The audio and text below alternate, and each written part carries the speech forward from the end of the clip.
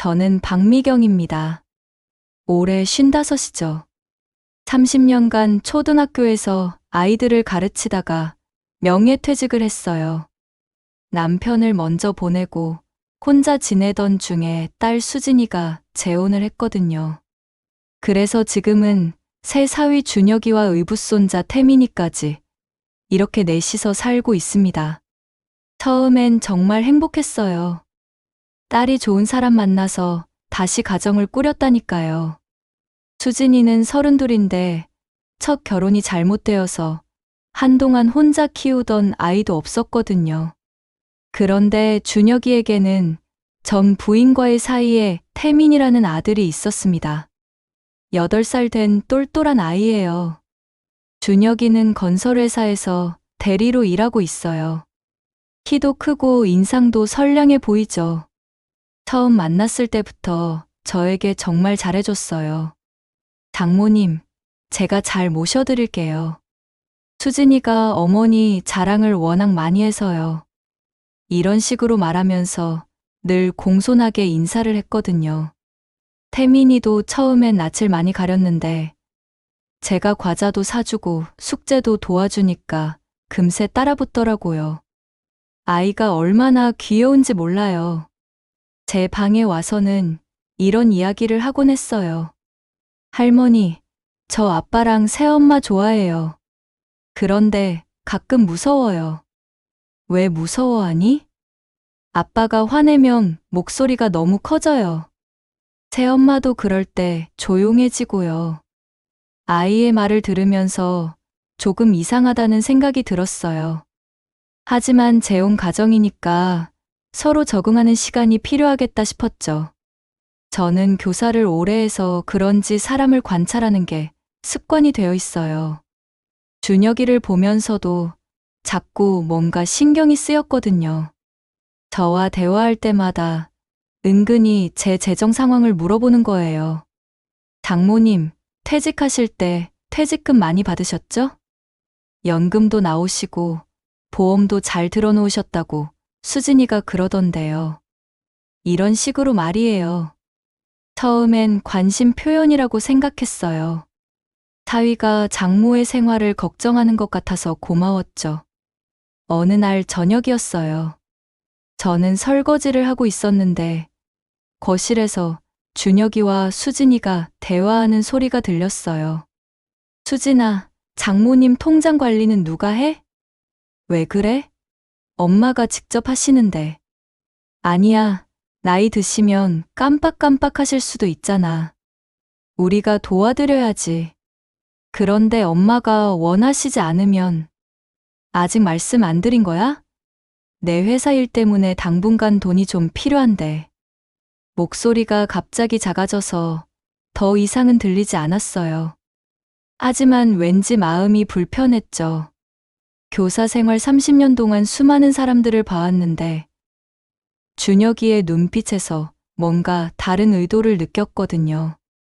그날 밤 태민이가 제 방에 왔어요. 평소보다 표정이 어두워 보였어요. 할머니, 자고 있어요? 아니야, 왜? 아빠가 새엄마랑 할머니 이야기했어요. 뭐라고 했는데? 잘 모르겠어요. 근데 할머니가 돈을 많이 가지고 있다고 했어요. 그리고 태민이는 말을 주저하더니 이렇게 말했어요. 할머니, 조심하세요. 아이의 말이 마음에 걸렸어요. 하지만 그때까지만 해도 단순한 오해라고 생각했죠. 준혁이가 회사 일로 스트레스를 받아서 그런 거라고요. 며칠 후였어요. 준혁이가 제게 직접 말을 꺼냈습니다. 장모님, 말씀드릴 게 있어요. 뭔데? 제 회사에서 좋은 투자처를 소개해줬거든요. 장모님도 참여하시면 어떨까 해서요. 투자 이야기가 나오는 순간 저는 확실히 알았어요. 제 돈을 노리고 있다는 거려. 30년간 학교에서 학부모들과 갖가지 일을 겪어봤거든요. 사람의 진짜 속마음은 눈에서 드러나더라고요. 투자는 관심 없어서. 안전하게 예금만 할래. 준혁이의 표정이 순간 굳어졌어요. 하지만 금세 웃음을 지으며 말했죠. 아, 그러시군요. 괜찮습니다. 장모님. 그런데 그 웃음이 진짜 웃음이 아니었어요. 억지로 짓는 웃음이었죠. 그 순간 저는 알았습니다. 이 집에서 앞으로 뭔가 일이 생길 거라는 거요. 하지만 그때만 해도 그게 얼마나 끔찍한 일인지는 상상도 못했어요. 투자 이야기를 거절한 후부터 집 안 분위기가 달라지기 시작했어요. 미묘하지만 확실한 변화였죠. 준혁이는 여전히 겉으로는 예의를 지켰지만 저를 대하는 태도에서 뭔가 차가운 기운이 느껴졌어요. 가장 충격적인 건 수진이의 변화였어요. 제 딸이 이렇게까지 달라질 줄은 몰랐거든요. 엄마, 준혁 오빠가 투자 이야기 했다면서요? 어느 날 수진이가 제 방에 들어와서 말했어요. 목소리에 뭔가 날카로운 구석이 있더라고요. 그런데 나는 관심 없다고 했어. 왜요? 좋은 기회인데. 수진아, 엄마가 30년 넘게 모은 돈이야. 함부로 투자할 수 없어. 수진이의 표정이 굳어졌어요. 예전 같으면 제 말을 이해해 줬을 텐데. 이제는 다르더라고요. 엄마도 참. 준혁 오빠가 얼마나 신중한 사람인데. 믿고 맡겨도 되잖아요. 너 지금 누구 편이니? 엄마, 그게 무슨 말이에요. 우리가 한 가족인데 편이 어디 있어요. 하지만 수진이의 눈빛은 분명히 달랐어요. 예전에는 저를 바라볼 때 따뜻함이 있었는데 이제는 뭔가 계산하는 듯한 시선이었죠. 그날 밤 태민이가 또 제 방에 왔어요. 아이 얼굴이 심각해 보였어요. 할머니 아빠가 화났어요. 왜? 새엄마랑 싸웠어요. 할머니 때문에. 뭐라고 했는데? 아빠가 새엄마한테 왜 할머니를 설득 못하냐고 했어요. 그러면서 목소리를 높였어요. 태민이는 말을 하다가 갑자기 울음을 터뜨렸어요. 할머니, 저 무서워요. 아빠가 할머니한테 나쁜 짓 할까봐. 괜찮아, 태민아. 할머니가 알아서 할 테니까. 하지만 속으로는 점점 불안해지고 있었어요. 아이의 직감이 보통 어른들보다 더 정확하거든요. 며칠 후, 준혁이가 본격적으로 압박을 가하기 시작했어요. 장모님, 제가 솔직하게 말씀드릴게요. 저녁 식사 후 거실에서 준혁이가 진지한 표정으로 말을 꺼냈어요. 제 회사에서 큰 프로젝트를 진행하고 있는데 자금이 부족해서 어려움을 겪고 있어요. 그래서 잠시만 빌려주시면 안 될까요? 몇 달 후에 이자까지 붙여서 드릴게요. 이번에는 투자가 아니라 대출 이야기로 바뀌었네요. 하지만 본질은 같았어요. 얼마나 필요한데? 한 2억 정도요. 2억이라니. 제 퇴직금의 대부분이었어요. 저는 단호하게 고개를 저었습니다. 미안하네. 그런 큰 돈은 빌려줄 수 없어. 순간 준혁이의 얼굴이 확 변했어요. 지금까지 본 적 없는 표정이었죠. 눈이 차갑게 변하면서 입꼬리가 미묘하게 올라갔어요.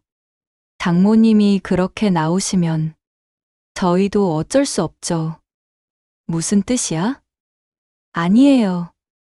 그냥 실망스럽다는 말씀이에요. 하지만 그 말투에는 협박의 뉘앙스가 섞여 있었어요. 수진이는 옆에서 아무 말도 하지 않고 있었죠. 그날 밤부터 집 안 분위기는 완전히 달라졌어요. 준혁이는 저와 마주치면 인사만 간단히 하고 지나갔고 수진이도 저를 피하기 시작했어요. 식사 시간이 가장 괴로웠어요. 예전에는 가족끼리 이런저런 이야기를 나누며 즐겁게 먹었는데 이제는 조용한 가운데 각자 밥만 먹었어요. 엄마, 반찬 짜네요. 어느 날 수진이가 말했어요. 평소 같으면 그냥 넘어갔을 일인데 이제는 트집을 잡기 시작한 거예요. 그래? 나는 괜찮은 것 같은데. 준혁 오빠도 그렇게 말했어요. 염분이 너무 많다고. 작은 일이었지만 마음이 상했어요. 30년 넘게 요리를 해온 저에게 하는 말이 아니었거든요. 태민이만이 저의 유일한 위안이었어요. 아이는 여전히 저를 따랐고 가끔 제 방에 와서 이런 말을 했어요. 할머니, 저는 할머니가 좋아요. 할머니 요리도 맛있어요. 고마워, 태민아. 아빠랑 새엄마는 왜 할머니한테 그렇게 해요? 아이의 순수한 질문에 답하기가 어려웠어요. 어떻게 설명해야 할까요? 돈 때문에 가족이 이렇게 변할 수 있다고 말해야 할까요? 그러던 어느 날 결정적인 사건이 일어났어요. 준혁이가 술을 마시고 들어왔는데 평소와 달리 저에게 직설적으로 말하더라고요. 장모님, 정말 끝까지 안 도와주실 거예요? 준혁아, 너도 이해해. 그 돈은 내 노후 자금이야. 노후요? 장모님은 지금도 충분히 편안하게 사시잖아요. 우리가 모시고 있는데 뭐가 걱정이에요? 그래도 내 돈은 내가 관리해야지. 준혁이가 갑자기 웃기 시작했어요. 하지만 그 웃음이 무섭더라고요. 그러시죠. 하지만 장모님도 아시잖아요.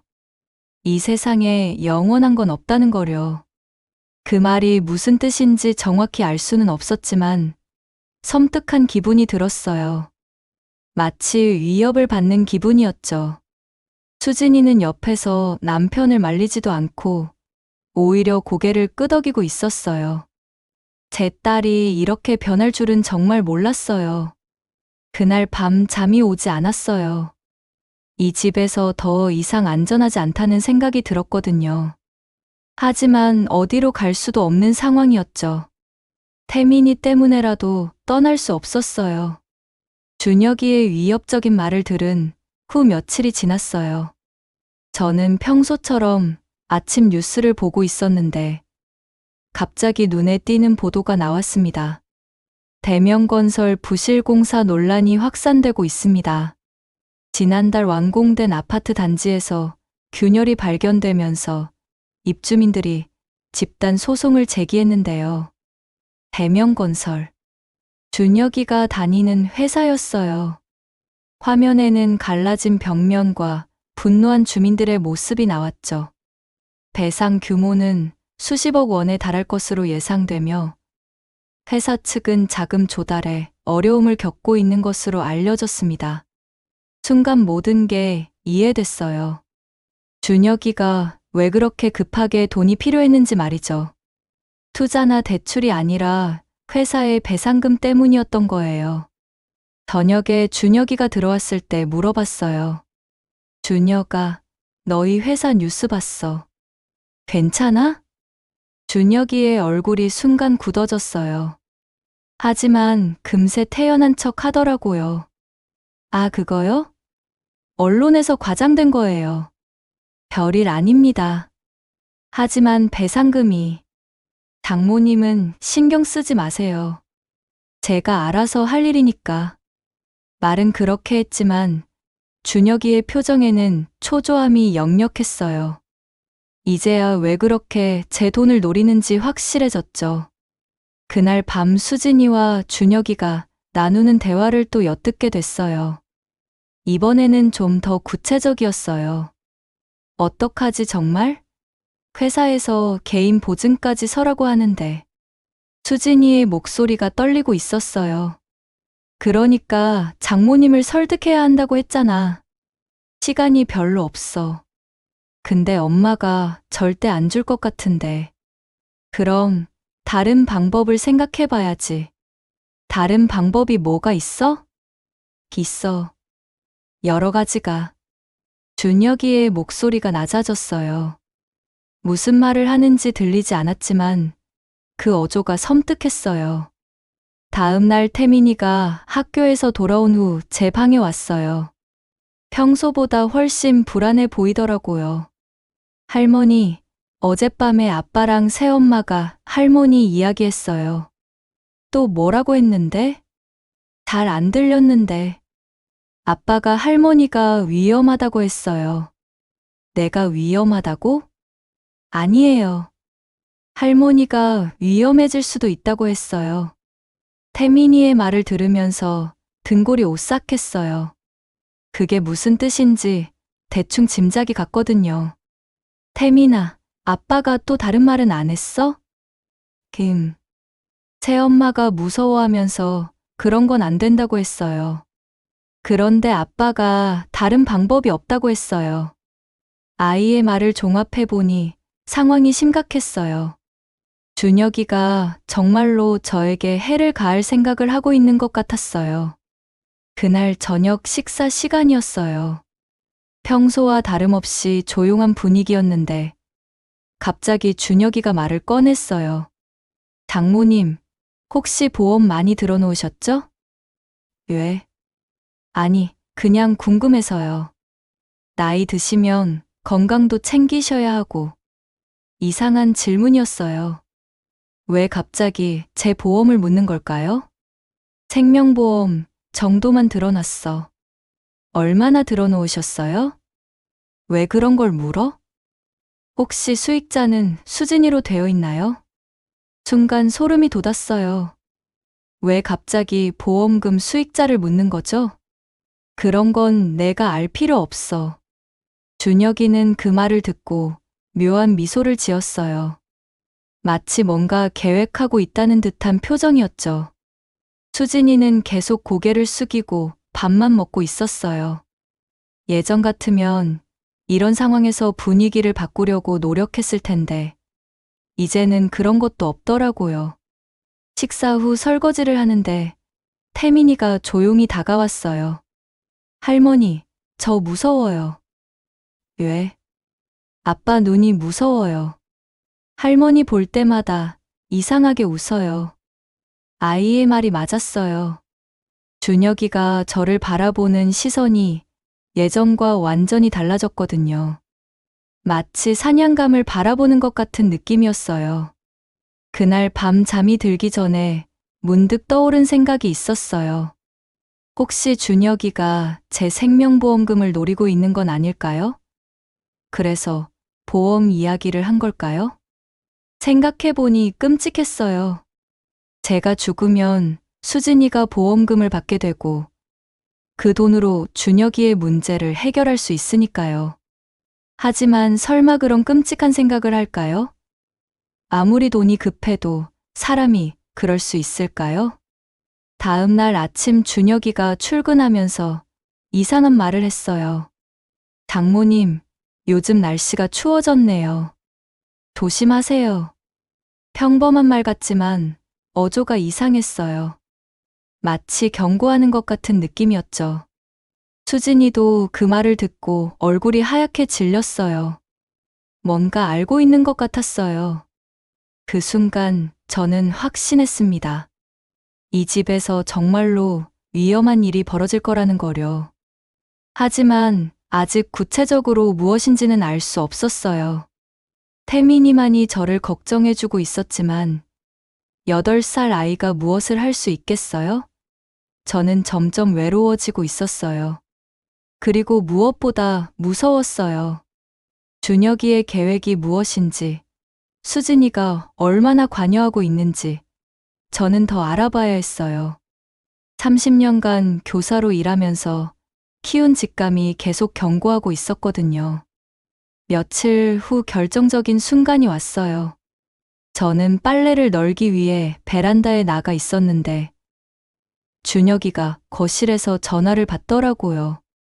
목소리가 꽤 컸어서 자연스럽게 들리게 됐어요. 형, 그 일 어떻게 됐어? 상대방이 뭐라고 하는지는 들리지 않았지만 준혁이의 대답은 충격적이었어요. 아니야, 장모님이 절대 돈 안 줄 거야. 다른 방법밖에 없어. 잠깐 침묵이 흐른 후 준혁이가 다시 말했어요. 사고사로 처리하면 되잖아. 보험금이 2억이야. 사고사라는 단어를 듣는 순간 온몸이 얼어붙었어요. 설마 제가 생각하는 그런 뜻일까요? 나이도 많으시고 충분히 가능해. 계단에서 굴러떨어지거나 욕실에서 미끄러지거나. 준혁이는 마치 일상적인 일을 계획하듯 담담하게 말하고 있었어요. 제 목숨을 어떻게 없앨지 구체적으로 상의하고 있는 거였어요. 수진이? 걱정 없어. 이미 설득했어. 처음엔 반대했는데 회사 망하면 우리 가족 모두 길거리에 나앉는다고 했더니 동의하더라고. 저는 그 자리에서 주저앉을 뻔했어요. 제 딸이 저를 죽이는 계획에 동의했다니요. 믿을 수가 없었어요. 언제? 글쎄, 빠를수록 좋지. 이번 주 안에 해결해야 해. 전화가 끝나고 준혁이가 거실에서 나가는 소리가 들렸어요. 저는 한참 동안 베란다에 서 있을 수밖에 없었어요. 다리에 힘이 들어가지 않았거든요. 제가 30년 넘게 키우고 사랑한 딸이 저를 죽이려 한다니요.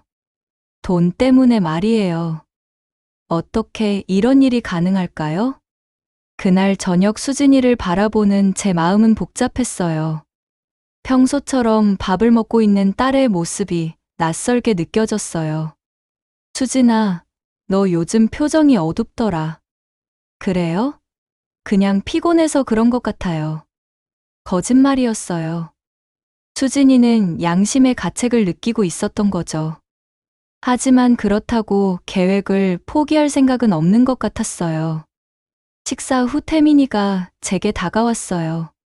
할머니, 오늘 아빠가 이상한 말 했어요. 뭐라고 했는데? 할머니가 곧 어디론가 멀리 갈 거라고 했어요. 아이의 말을 들으니 더욱 확실해졌어요. 준혁이가 정말로 계획을 실행에 옮기려 하고 있다는 거려. 태민아, 혹시 아빠가 할머니한테 어떻게 하려는지 들은 적 있어? 새엄마랑 이야기할 때 계단이라는 말을 했어요. 그리고 미끄러진다는 말도요. 태민이가 들은 것도 제가 엿들은 전화 내용과 일치했어요. 계단에서 굴러 떨어뜨리거나 욕실에서 미끄러뜨려서 사고사로 만들 계획인 거예요. 그날 밤 잠이 오지 않았어요. 언제 어떻게 당할지 모르는 상황이었거든요. 계단을 오르내릴 때마다 뒤에서 밀지 않을까, 욕실에 들어갈 때마다 바닥에 물을 뿌려놓지 않았을까, 이런 생각들이 머릿속을 맴돌았어요. 다음 날 아침 준혁이가 출근하면서 말했어요. 장모님, 오늘 집 청소 좀 하시죠. 특히 계단 쪽 말이에요. 평범한 말 같지만 저에게는 협박으로 들렸어요. 계단을 청소하다가 사고를 당하게 만들 계획인 걸까요? 왜 갑자기 계단 청소를 하라고 그래? 아, 그냥요. 요즘 미끄러울 것 같아서요. 준혁이는 그렇게 말하고는 의미심장한 미소를 지었어요. 정말 소름이 돋더라고요. 준혁이가 출근하고 나서 수진이와 둘이 남게 됐어요. 저는 용기를 내서 딸과 직접 대화해보기로 했어요. 수진아, 엄마랑 이야기 좀 하자. 무슨 이야기요? 너 지금 무슨 생각하고 있는지 알고 있어. 수진이의 얼굴이 하얗게 질렸어요. 하지만 모르는 척 하더라고요. 엄마, 무슨 말씀이세요? 준혁이랑 무슨 계획 세우고 있지? 정말 모르겠어요. 무슨 계획이요? 하지만 수진이의 목소리는 떨리고 있었어요. 거짓말을 하고 있다는 게 뻔히 보였죠. 수진아, 엄마가 너를 30년 넘게 키웠어. 내가 거짓말하는 거 다 알아. 그제야 수진이가 울음을 터뜨렸어요. 엄마, 미안해요. 정말 미안해요. 그럼 정말로. 하지만 어쩔 수 없어요. 준혁 오빠 회사가 망하면 우리 가족이 다 망해요. 수진이는 울면서 말을 이어갔어요. 엄마도 나이가 많으시잖아요. 어차피 몇 년 더 사실 거 아니에요? 그럴 바에야 우리 가족을 위해서. 더 이상 들을 수 없었어요. 제 딸이 이런 말을 하다니요. 수진아, 너 지금 정신이 있는 거니? 엄마, 제발 이해해 주세요. 다른 방법이 없어요. 다른 방법이 없다고 해서 엄마를 죽이려고? 사고로 보이게 할 거예요. 아프지 않게 해줄게요. 수진이의 말을 들으니 정말 끝이라는 생각이 들었어요. 제 딸이 완전히 변해버렸어요. 그 순간 태민이가 학교에서 돌아왔어요. 아이는 엄마가 우는 모습을 보고 깜짝 놀랐죠. 할머니, 왜 새엄마가 울어요? 아무것도 아니야, 태민아. 하지만 태민이는 뭔가 심상치 않다는 걸 느꼈을 거예요. 아이가 제 손을 꼭 잡더라고요. 이제 정말로 위험해졌어요. 언제 어떻게 당할지 모르는 상황이었죠. 저는 살아남기 위해 뭔가 대책을 세워야 했어요. 수진이와의 충격적인 대화 후 저는 한동안 멍하니 앉아 있을 수밖에 없었어요. 하지만 곧 정신을 차렸죠. 30년간 교사로 일하면서 배운 게 있거든요. 위기 상황에서는 감정보다 이성으로 판단해야 한다는 거 말이에요. 저는 살아남기 위해 증거를 수집하기로 했어요. 준혁이와 수진이의 계획을 입증할 수 있는 자료가 필요했거든요. 그날 밤 모두가 잠든 후 조용히 거실로 나갔어요. 준혁이가 평소 서류를 보관하는 서재 책상을 살펴보기로 했죠. 서랍을 열어보니 각종 회사 관련 서류들이 있었어요. 그런데 그 중에서 눈에 띄는 게 하나 있더라고요. 생명보험 관련 서류였어요. 자세히 보니 제 보험의 수익자 변경 신청서였어요. 기존에는 수진이로 되어 있었는데 이걸 준혁이 이름으로 바꾸려고 한 거더라고요. 이게 뭐야? 서류 날짜를 보니 일주일 전에 작성된 거였어요. 그런데 제 서명이 위조되어 있었어요. 제 인감도 찍혀 있고요. 더 뒤져보니 준혁이 회사의 부실공사 관련 서류들도 나왔어요. 배상금 규모가 생각보다 훨씬 컸어요. 50억이 넘더라고요. 이 정도면 정말 회사가 망할 수밖에 없겠네. 그때 또 다른 서류가 눈에 띄었어요. 사설탐정 사무소에서 받은 자료였어요. 제 재산 상황을 조사한 내용이었죠. 퇴직금 3억, 생명보험 2억, 예금 5천만 원. 제 모든 재산이 낱낱이 기록되어 있었어요. 언제부터 저를 조사했던 건지 소름이 돋더라고요. 자료 마지막 페이지에는 준혁이가 직접 쓴 메모가 있었어요. 장모 설득, 실패 시 대한 필요, 사고사 가능성 검토, 보험금 수령까지 최소 3개월 소요. 글씨체를 보니 분명 준혁이 필체였어요. 이 정도면 충분한 증거가 될 것 같았죠. 저는 휴대폰으로 모든 서류를 사진으로 찍어 놓았어요. 그리고 원래 자리에 다시 두었죠. 다음 날 아침, 준혁이가 평소보다 일찍 일어났어요. 뭔가 급한 일이 있는 것 같더라고요. 장모님, 오늘 집에 계실 거죠? 왜? 아니에요. 그냥 궁금해서요. 하지만 준혁이의 눈빛이 이상했어요. 마치 오늘이 결정적인 날이라는 듯한 표정이었죠. 준혁이가 출근하고 나서 수진이가 제게 다가왔어요. 엄마, 오늘 2층 청소 좀 해주세요. 왜 갑자기? 그냥 준혁 오빠가 깨끗하게 해달라고 했어요.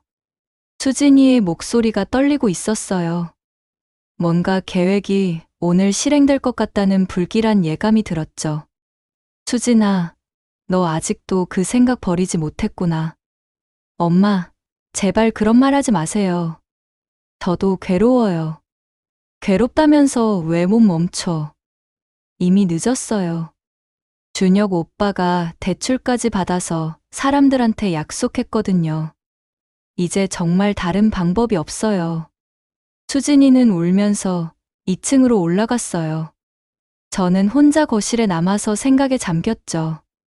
오늘이 위험한 날이라는 건 확실했어요. 하지만 어떻게 대처해야 할까요? 태민이가 학교에 간 후 저는 혼자서 대책을 세우기 시작했어요. 우선 증거 자료들을 안전한 곳에 보관해야 했어요. 제 휴대폰에 저장된 사진들을 이메일로 제 계정에 전송했어요. 그리고 중요한 서류들은 복사해서 따로 보관했죠. 그리고 만약의 경우에 대비해서 경찰서 전화번호도 단축번호로 등록해 놓았어요. 점심때쯤 수진이가 또 제게 말했어요. 엄마, 정말 2층 청소 안 하실 거예요? 왜 그렇게 2층 청소에 신경 쓰니? 그냥 깨끗해야죠. 하지만 저는 절대 2층에 혼자 올라갈 생각이 없었어요. 계단에서 밀어뜨릴 계획일 게 뻔했거든요. 오후에 준혁이가 일찍 들어왔어요. 평소보다 몇 시간 빨랐죠. 장모님, 오늘 좀 피곤해 보이시네요. 그래? 좀 쉬시는 게 어때요? 2층에서요. 또 2층 이야기가 나왔어요.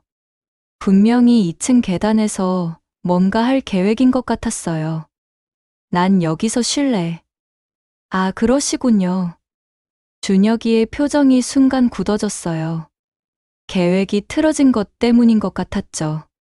저녁 시간이 되었어요. 태민이가 학교에서 돌아왔는데 평소보다 일찍 방으로 들어가더라고요. 아이도 뭔가 분위기를 눈치챈 것 같았어요. 식사 중에 준혁이가 또 말했어요. 장모님, 저희 가족을 위해서 마지막으로 한 번만 더 생각해 보시면 안 될까요? 뭘 생각하라는 거야? 돈 이야기 말이에요. 정말 급해요. 안 된다고 했잖아. 준혁이의 눈에서 차가운 빛이 번뜩였어요. 이제 더 이상 참을 생각이 없다는 표정이었죠. 그렇다면 어쩔 수 없네요.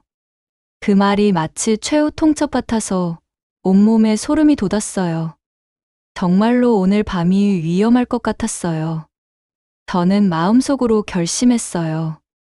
어떤 일이 있어도 살아남아서 이들의 악행을 세상에 알리겠다고요.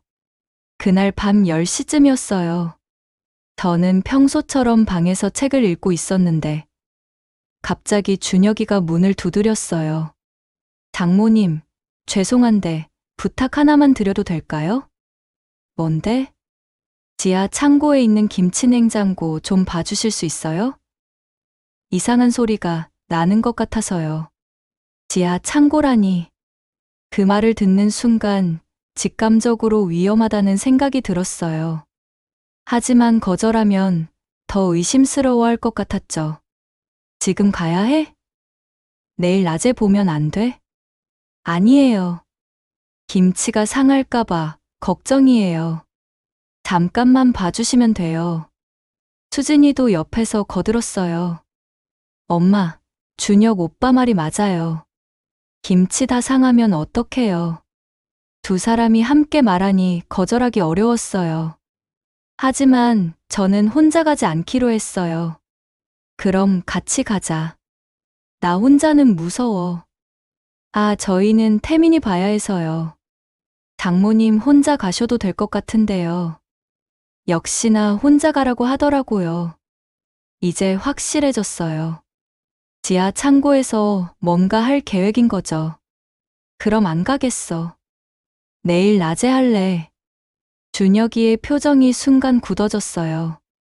장모님, 정말 급한 일이에요. 냉장고가 고장나면 김치가 다 상해요. 그래도 안 가. 그때 준혁이가 갑자기 다른 말을 꺼냈어요. 사실은요, 지하에 장모님께 드릴 선물을 숨겨뒀어요. 선물? 네, 장모님 생신이 다가오잖아요. 깜짝 선물로 준비한 건데. 거짓말인 게 뻔했지만 계속 거절하면 강제로 끌고 갈 것 같았어요. 차라리 가서 상황을 파악해보는 게 나을 것 같았죠. 그럼 잠깐만 보고 올게. 네, 고마워요, 장모님. 저는 가디건을 걸치고 지하로 내려갔어요. 지하 창고는 평소에도 춥고 어두운 곳이었어요. 형광등을 켜니 김치냉장고와 각종 물건들이 보이더라고요. 김치냉장고를 살펴보는데 별다른 이상은 없어 보였어요. 역시 거짓말이었네요. 그때였어요. 뒤에서 문이 닫히는 소리가 들렸어요. 돌아보니 지하 창고 문이 꽝 닫혀 있더라고요. 어? 왜 문이 닫혔지? 저는 급하게 문으로 달려갔어요. 문 손잡이를 돌려봤는데 열리지 않았어요. 이상하네. 준혁아, 수진아. 큰 소리로 불렀지만 대답이 없었어요. 문을 두드려봐도 마찬가지였죠. 그때 깨달았어요. 이게 바로 준혁이가 계획한 함정이었다는 거려. 저를 지하 창고에 가둔 거였어요. 준혁아, 문 열어줘. 아무리 소리를 질러도 소용없었어요. 지하 창고는 방음이 잘 되어서 위층까지 소리가 잘 안 들리거든요. 시간이 지나면서 점점 추워지기 시작했어요. 지하 창고는 겨울에 영하로 떨어지는 곳이었어요. 난방도 안 되고요. 저는 문을 계속 두드리며 소리쳤어요. 도와주세요. 누가 좀 도와주세요. 하지만 이 시간에 누가 들을까요? 게다가 우리 집은 단독주택이라 이웃집과도 거리가 있었어요. 1시간이 지나니 정말 춥기 시작했어요. 가디건 하나로는 역부족이었죠. 입김이 하얗게 나올 정도였어요. 이런, 정말로 얼려 죽이려는 건가? 그제야 준혁이의 계획을 정확히 알 수 있었어요. 저를 지하 창고에 가둬서 동사시키려는 거였어요. 그러면 실수로 문이 잠겨서 사고가 난 것처럼 꾸밀 수 있으니까요. 시간이 더 지나자 정말 견디기 힘들어졌어요. 손가락 끝이 저리기 시작했고 몸이 떨렸어요. 이럴 때를 대비해서 휴대폰을 가져왔어야 했는데. 하지만 후회해도 소용없었어요. 휴대폰은 방에 두고 온 상태였거든요. 2시간쯤 지나니까 의식이 흐려지기 시작했어요. 이대로 가면 정말 위험할 것 같았어요. 그때 갑자기 위층에서 소리가 들렸어요. 발소리였어요. 누군가 지하로 내려오고 있었어요. 누구야? 도와주세요. 발소리가 문 앞에서 멈췄어요. 그리고 조용한 목소리가 들렸어요. 할머니, 태민이에요. 태민이었어요. 아이가 저를 구하러 온 거였어요. 태민아, 할머니 여기 있어. 문을 열어줄 수 있어? 할머니, 문에 자물쇠가 걸려 있어요. 자물쇠라니. 준혁이가 제가 나올 수 없게 아예 자물쇠를 걸어버린 거였어요. 태민아, 아빠한테 가서 문 열어달라고 해. 할머니, 아빠는 자고 있어요. 그리고 아빠가 할머니를 여기 가둔 거예요. 아이도 모든 걸 알고 있었어요. 태민아, 그럼 어떡하지? 할머니, 제가 열쇠 찾아볼게요. 아빠 방에 있을 거예요. 위험해. 아빠가 깨면 어떡해? 괜찮아요. 할머니를 구해야 해요. 태민이가 다시 위층으로 올라가는 소리가 들렸어요. 8살 아이가 저를 구하려고 목숨을 걸고 있는 거였어요. 얼마 후 태민이가 다시 내려왔어요. 할머니, 열쇠 찾았어요. 찰칵 소리와 함께 자물쇠가 열리는 소리가 들렸어요. 그리고 문이 열렸어요. 태민아. 저는 태민이를 꽉 안았어요. 이 아이가 아니었다면 정말 위험할 뻔했어요. 할머니, 빨리 나와요. 아빠가 깨면 안 돼요. 저는 태민이와 함께 조용히 지하에서 나왔어요. 하지만 이미 준혁이와 수진이의 계획을 확실히 알게 됐어요. 이제 더 이상 가만히 있을 수 없었어요. 다음 날 아침, 준혁이가 일어나서 저를 보고는 깜짝 놀란 척 했어요. 장모님, 어디 계셨어요? 아침에 방에 안 계셔서 걱정했는데. 정말 뻔뻔한 연기였어요. 저를 지하 창고에 가둬놓고서는 모르는 척하고 있는 거였죠. 지하 창고에서 나왔어. 어? 지하 창고에 왜 계셨어요? 너 때문이잖아. 김치 냉장고 보러 갔다가 문이 잠겨서 갇혔어. 준혁이는 깜짝 놀란 표정을 지었어요. 하지만 눈 깊숙한 곳에서는 당황하는 기색이 역력했어요. 어머, 그럼 밤새 지하에 계셨단 말이에요? 문이 고장 났나 봐요. 문이 고장 났다고요? 자물쇠를 채워놓고서 문이 고장 났다니. 정말 어이가 없었어요. 수진이도 나타나서 거들었어요. 엄마, 괜찮으세요? 추우셨을 텐데. 괜찮긴 뭘 괜찮아. 얼어 죽을 뻔했어. 어머, 정말 미안해요. 문이 고장난 줄 몰랐어요. 두 사람 다 완벽하게 연기를 하고 있었어요. 마치 정말로 실수였던 것처럼 말이죠. 그런데 저는 확실한 증거가 있었어요. 태민이가 자물쇠를 열고 구해준 거려. 자물쇠가 고장으로 걸릴 리는 없잖아요. 자물쇠는 왜 걸려 있었는데? 준혁이의 얼굴이 순간 굳어졌어요. 자물쇠요? 무슨 자물쇠 말씀이세요? 지하 창고 문에 자물쇠가 걸려 있었어. 태민이가 열쇠로 열어줬어. 그 순간 준혁이와 수진이의 시선이 태민이에게로 향했어요. 아이는 무서워서 제 뒤로 숨었어요. 태민아, 정말 자물쇠가 있었어? 준혁이가 차가운 목소리로 물었어요. 아이에게 위협적인 어조였죠. 태민이는 떨면서 대답했어요. 예, 있었어요. 어디서 열쇠를 구했는데? 아빠 방에서요. 준혁이의 얼굴이 점점 어두워졌어요. 계획이 들통난 걸 알았기 때문이죠. 태민아, 너 거짓말하는 거 아니지? 거짓말 안 해요. 태민이가 울음을 터뜨렸어요. 아이가 얼마나 무서웠을까요? 저는 태민이를 감싸며 말했어요. 태민이한테 왜 그래? 아이가 할머니를 구해준 거잖아. 구해줬다고요? 수진이가 날카롭게 반응했어요. 그럼 뭐야? 실수로 갇힌 걸 구해준 게 잘못이야? 그게 아니라 태민이가 괜한 오해를 할까 봐서요.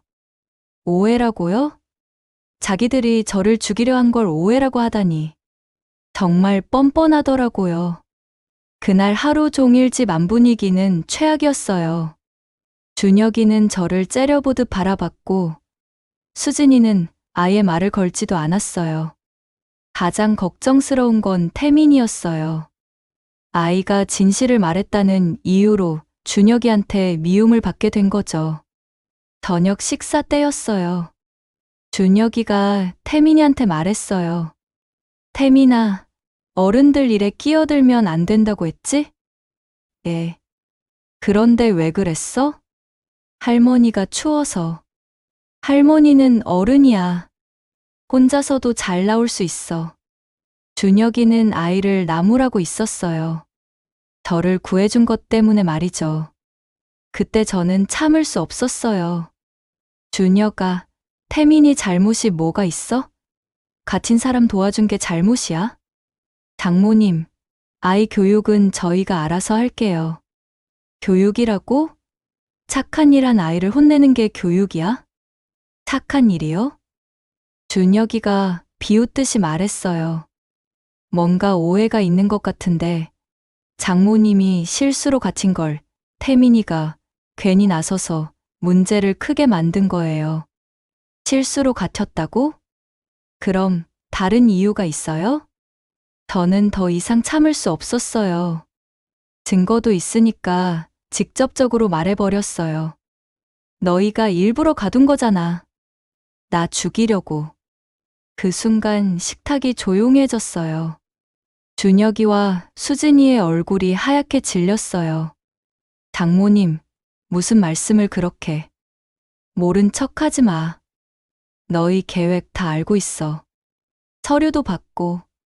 준혁이의 눈이 순간 차갑게 변했어요. 서류요? 내 보험금 수익자 바꾸려던 거, 사설 탐정 고용해서 내 재산 조사한 거 다 봤어. 이제 더 이상 숨길 필요가 없어졌나 봐요. 준혁이가 가면을 벗기 시작했어요. 그래서 어쩌실 건데요? 경찰에 신고할 거야. 신고요? 준혁이가 웃기 시작했어요. 하지만 그 웃음이 섬뜩했어요. 장모님, 누가 믿을까요? 며느리와 사위가 장모를 죽이려 했다고? 증거가 있어. 무슨 증거요? 실수로 문이 잠긴 걸 증거라고 하실 건가요? 그때 수진이가 입을 열었어요. 엄마, 제발 이해해 주세요. 우리도 어쩔 수 없었어요. 드디어 수진이도 인정하기 시작했어요. 어쩔 수 없었다고? 엄마 죽이는 게? 엄마는 어차피 혼자세요. 외로우시잖아요. 그리고 나이도. 수진아, 저는 믿을 수 없었어요. 제 딸이 이런 말을 하다니. 엄마가 돌아가시면 우리 가족이 살 수 있어요. 태민이도 아빠도 저도요. 그래서 엄마를 죽이겠다는 거야? 사고로 보이게 할 거예요. 아프지 않게 해드릴게요. 수진이의 말을 듣고 있자니 정말 끝이라는 생각이 들었어요. 제가 30년 넘게 키운 딸이 이렇게 변할 줄은. 그때 태민이가 갑자기 소리쳤어요. 싫어요. 할머니 죽으면 안 돼요. 아이가 울면서 제게 달려왔어요. 할머니 도망가요. 준혁이가 태민이를 붙잡았어요. 너는 가만히 있어. 아빠, 할머니한테 왜 그래요? 너는 몰라도 돼. 준혁이가 태민이를 방으로 끌고 갔어요. 아이의 울음소리가 집 안에 울려 퍼졌어요. 저는 혼자 거실에 남겨졌어요. 수진이는 아무 말 없이 설거지를 하고 있었고요. 수진아, 정말 끝까지 이럴 거야? 엄마, 이미 늦었어요. 준혁 오빠가 사람들한테 약속했어요. 돈을 갚기로. 그럼 어떻게 하자는 거야? 며칠 안에 끝낼 거예요. 정말 아프지 않게 해드릴게요. 수진이는 그렇게 말하고는 부엌을 나갔어요. 저는 혼자 남아서 절망에 빠졌어요. 가족들이 모두 저를 배신한 거였어요. 태민이만 빼고요. 하지만 아직 포기할 수는 없었어요. 살아남아야 했어요. 그리고 이들의 죄를 세상에 알려야 했어요. 그날 밤, 준혁이와 수진이가 제 방 앞에서 작은 목소리로 이야기하는 게 들렸어요. 내일 아침에 하자. 계단에서 굴러 떨어지는 걸로. 정말 괜찮을까? 이미 늦었어. 어차피 다 들켰는데 더 미룰 수 없어. 저는 침대에 누워서 그 대화를 들으면서 마음속으로 웃었어요. 이 사람들은 모르고 있거든요. 제가 30년간 교사 생활을 하면서 얼마나 많은 일들을 겪어봤는지 말이에요. 사실 저는 지하 창고에 갇혔던 바로 그날 밤부터 준비를 시작했어요. 이런 상황에 대비해서 말이죠. 우선 제가 촬영해둔 모든 증거 자료들을 경찰서에 이메일로 보내놨어요. 그리고 변호사 사무실에도 보냈죠. 만약 제게 무슨 일이 생기면 자동으로 공개되도록 예약 발송을 해둔 거예요. 또한 제 교사 동기 중에 퇴직 후 사회복지사로 일하는 친구가 있어요. 그 친구에게도 모든 상황을 설명하고 도움을 요청해 놨죠. 무엇보다 중요한 건 제가 며칠 전부터 이 집의 상황을 몰래 녹음하고 있었다는 거예요. 준혁이와 수진이의 대화, 저를 위협하는 말들, 모든 걸 증거로 남겨뒀어요. 다음 날 아침이었어요.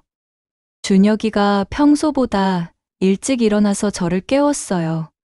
장모님, 2층 청소 좀 해주세요. 왜 또 2층 청소야? 어젯밤에 태민이가 장난감을 떨어뜨려서 계단이 지저분해졌어요.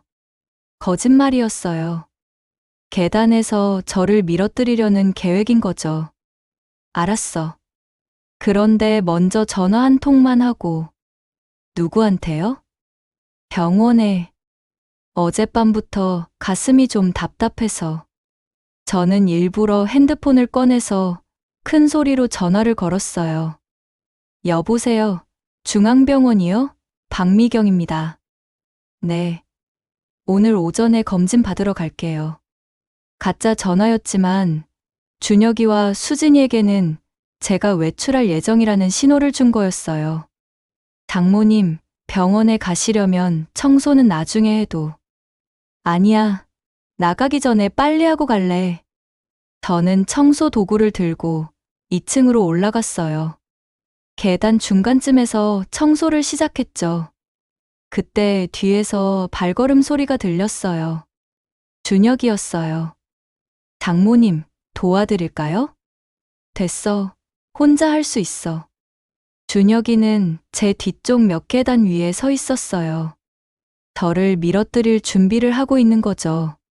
저는 계단을 닦는 척하면서 핸드폰의 녹음 버튼을 눌렀어요. 준혁아, 너 뭐 하고 있는 거야? 아무것도 안 해요. 그냥 보고 있을 뿐이에요. 왜? 혹시 넘어지실까봐 걱정되어서요. 그 순간 준혁이가 한 걸음 더 다가왔어요. 이제 바로 제 뒤에 있었어요. 장모님, 마지막으로 한 번만 더 물어볼게요. 정말 돈 안 주실 거예요? 안 줄 거야. 그럼 어쩔 수 없네요. 준혁이가 저를 밀려고 손을 뻗는 순간이었어요.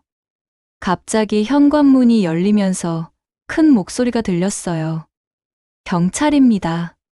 준혁이가 깜짝 놀라서 뒤로 물러섰어요. 계단 아래로 경찰관 2명이 올라오고 있었어요. 박미경 씨 맞으십니까? 네, 맞아요. 신고를 받고 왔습니다. 준혁이의 얼굴이 하얗게 질렸어요. 신고요? 무슨 신고 말씀이시는지. 살인 교사 혐의로 신고가 들어왔습니다. 그때 수진이도 아래층에서 올라왔어요. 상황을 파악하고는 당황하더라고요. 경찰관이 준혁이에게 말했어요. 준혁 씨, 동행해 주시죠. 잠깐만요. 뭔가 오해가 있는 것 같은데. 오해가 아닙니다. 녹음 파일과 관련 서류들을 모두 확인했습니다. 준혁이가 저를 째려봤어요. 장모님이 신고한 거네요? 당연하지. 나 죽이려던 사람들을 왜 안 신고해? 그때 또 다른 경찰관이 수진이에게 다가갔어요. 수진 씨도 같이 가셔야겠습니다. 저는 아무것도 안 했어요. 공모 혐의가 있습니다. 수진이가 저를 원망스럽게 바라봤어요. 엄마, 왜 이렇게까지? 수진아, 내가 먼저 엄마를 배신했잖아. 경찰관들이 2사람에게 수갑을 채우기 시작했어요. 그 모습을 보니까 속이 시원하면서도 한편으로는 슬펐어요. 그때 태민이가 방에서 뛰어나왔어요. 할머니, 어떻게 된 거예요? 괜찮아, 태민아. 태민이는 잘 이해하지 못하는 것 같았지만 제 손을 꼭 잡았어요. 경찰관이 저에게 말했어요. 박미경 씨, 자세한 조사를 위해 서해 같이 가셔야겠습니다. 네, 알겠습니다. 준혁이와 수진이는 경찰차에 태워져서 끌려갔어요. 준혁이는 마지막까지 저를 노려보더라고요. 며칠 후 소식을 들어보니까 준혁이는 살인교사 밑감금 혐의로 실형을 받았어요. 수진이도 공무 혐의로 집행유예를 받았고요. 준혁이 회사는 결국 부도가 났어요. 하지만 그건 제 상관없는 일이었죠. 가장 중요한 건 태민이었어요. 수진이가 감옥에 가지는 않았지만 아이를 제대로 키울 상황이 안 되었거든요. 그래서 제가 태민이를 키우기로 했어요. 할머니 아빠는 언제 돌아와요? 한동안은 돌아오지 못할 거야, 태민아. 할머니랑 계속 살면 안 돼요? 그럼 할머니도 태민이랑 같이 살 거야. 태민이는 저를 구해준 영웅이에요. 이 아이가 아니었다면 정말 위험했을 거거든요. 지금 생각해보니까 정말 아찔했어요. 사람의 마음이 돈 때문에 이렇게까지 변할 줄은 몰랐어요. 특히 제가 그렇게 사랑한 딸이 저를 배신할 줄은요. 하지만 30년간 교사 생활을 한 게 헛되지 않았어요. 위기 상황에서 침착하게 대처할 수 있었고, 증거를 체계적으로 수집해서 악인들을 응징할 수 있었거든요. 무엇보다 태민이라는 착한 아이를 얻게 되어서 행복해요. 이제는 이 아이와 함께 새로운 인생을 살아갈 거예요. 돈 때문에 가족을 배신한 사람들에게는 반드시 천벌이 내린다는 걸 이번 일로 확실히 알게 되었어요. 준혁이와 수진이가 받은 응징이 바로 그 증거였죠. 제가 살아남아서 진실을 세상에 알릴 수 있어서 정말 다행이에요. 그리고 태민이 같은 착한 아이가 세상에 있다는 것도 희망이 되고요. 앞으로는 태민이와 함께 행복하게 살 거예요. 진짜 가족이 무엇인지 보여주면서 말이에요. 내용이 좋았다면 좋아요, 구독, 알림 설정 부탁드립니다.